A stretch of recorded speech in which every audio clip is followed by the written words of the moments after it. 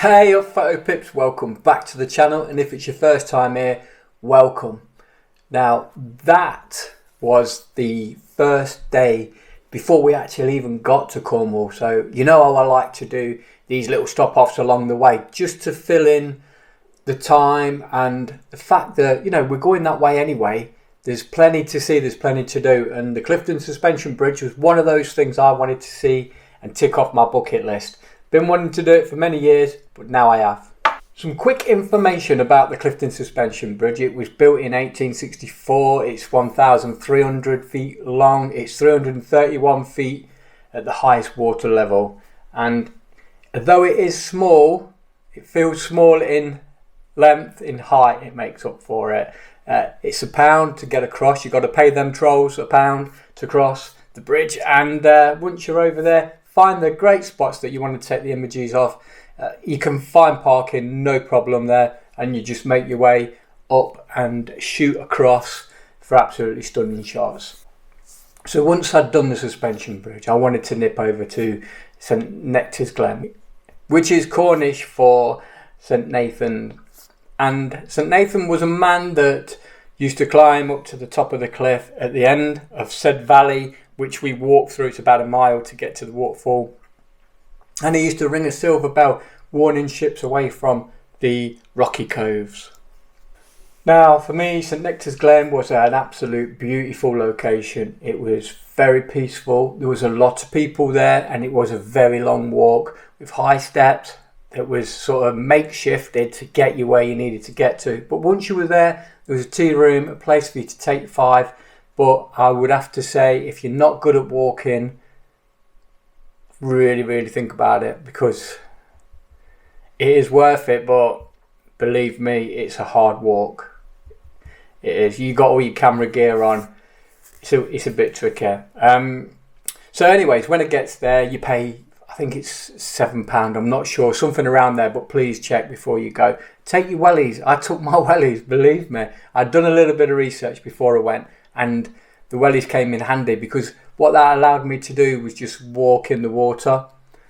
Everybody there was so friendly, whether it was just the atmosphere of the place, but I felt that people was just like letting each other have a go at taking a photo. People was gathering in groups, and everybody even just took a step back to allow me to do this long exposure. Though it wasn't massive, it was something like 15-20 seconds, but I'm grateful for the people for allowing me to do that, because there's nothing in the rule book that says if you see a photographer, you've got to let him do a long exposure. So thank you for people being understanding.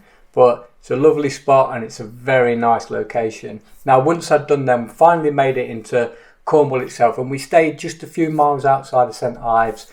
Absolutely beautiful farmhouse with wild horses in the hillside and a lovely sea view in the V shape from the farmhouse summer room. It was stunning, absolutely beautiful. So the next day I decided I wanted to have a trip over to see if I could photograph the Godrevy Lighthouse. Now, looking at certain ways to get to it and some of the images that I wanted to capture, I felt that I needed to get down to the beach, and there you find the location. You go up through Hell's Mouth and you come down the other side into a car park where there is a surf club and a little restaurant where you can get something to eat. Makes a nice cup of tea. Absolutely spot on, ready to recharge your batteries. And then we took a hike up the beach to try and photograph this lighthouse. But you know, I just got it wrong.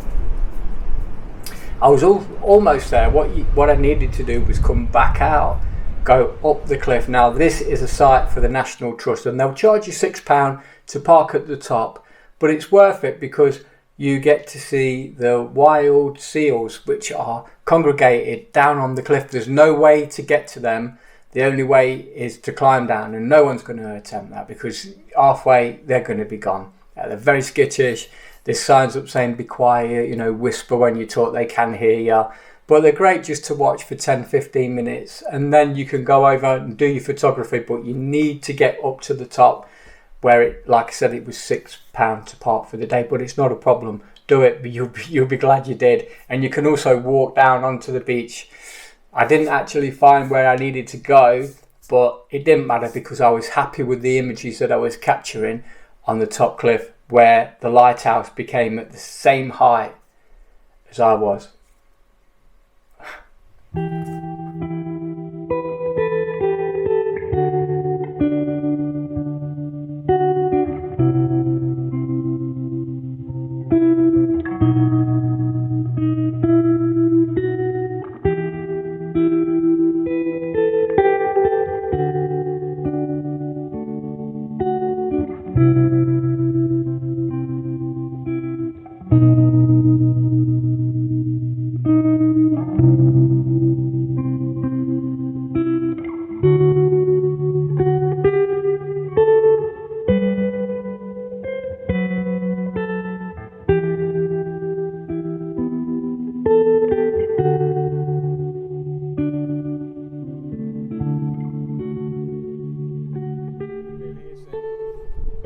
Yeah, and it's not the best. You've got to do what you can to protect your camera from the shake from this wind. So you've got to get that tripod in a really wide stance, and you've got to do what you can to protect it. I'm not keeping it warm, and I'm not doing this as a joke. Seriously, do what you can to get that shot. So I've managed to get in the bag by doing these procedures. A 20-second exposure works perfect. I've got a 10-stop big stopper on. Absolutely brilliant. I'm really hoping these will work out, because you only get one chance, don't you? You've got to get it right. So nice and steady and take as many shots as you need.